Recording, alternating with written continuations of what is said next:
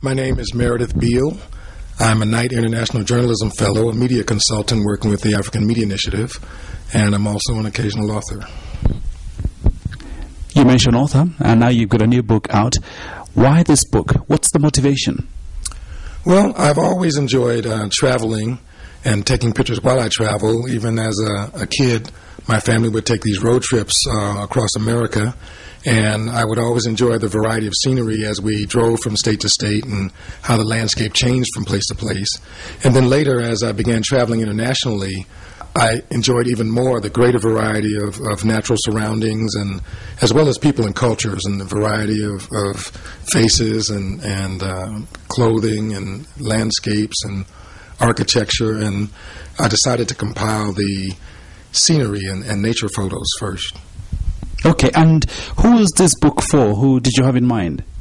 Well, the book is for those who appreciate nature, landscapes, inspiring scenery, and whimsical thought. The mission of the book is to encourage inspiration, hope, appreciation, and wonder what life has to offer. Now, one line caught me right at the start of the book, and it says, "Today I lived. That in itself is victory." Explain this line. Well, that's important because I had an experience that was a turning point in my life and which deepened my appreciation for life and living. In 1978, I was shot when 3 teenagers came in to rob a store that I was in. I was shot in the heart and several other places. Surviving that experience made me realize that life is the most important thing. And the fact that I've lived thousands of days more and had an opportunity to meet all kinds of people and have all kinds of experiences, and also to contribute more to society, is proof of victory. So the fact that I woke up today and have another opportunity to enjoy what there is to enjoy is in itself victory.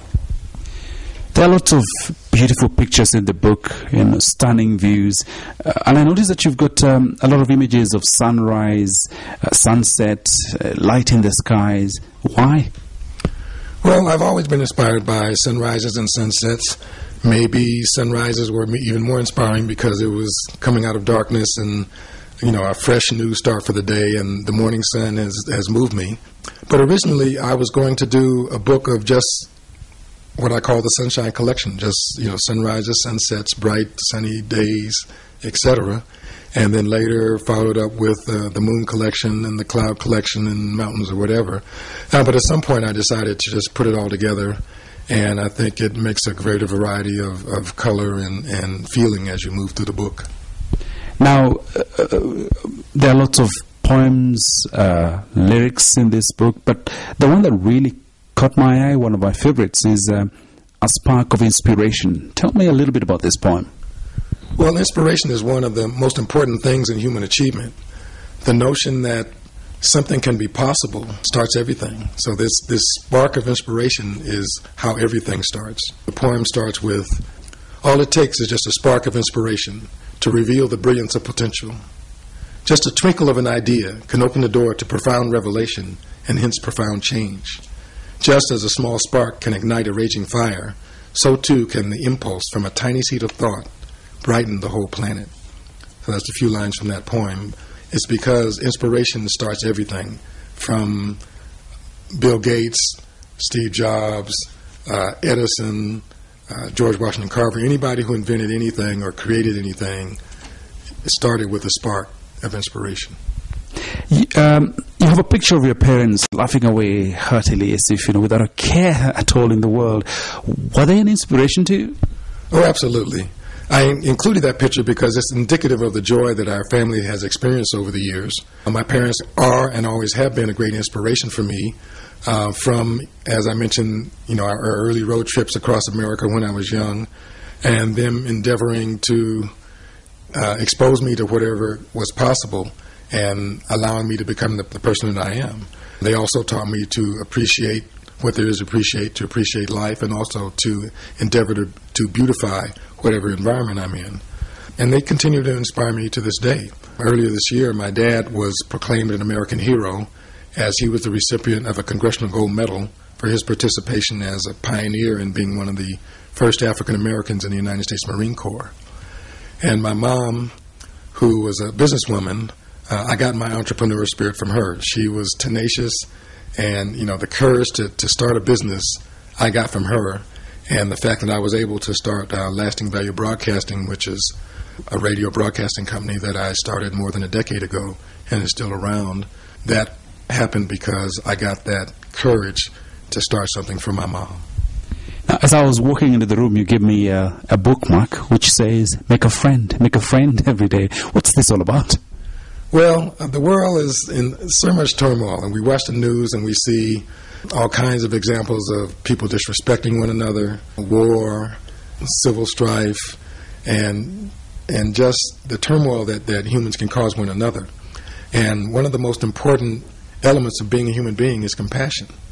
And friendship is based on compassion and that bond that human beings can have. As I travel around the world, even if I don't share a common language with people, I can become a friend. I mean, there's this fraternal nod with even strangers. And sometimes, whether it's bonding, sharing, or appreciating music, food, dance, fashion, whatever, I think as we have such tremendous challenge in the world, that the more friends we have, the better. And these bonds of friendship that cross boundaries of, geography and race and religion and everything else, make a friend is a good thing.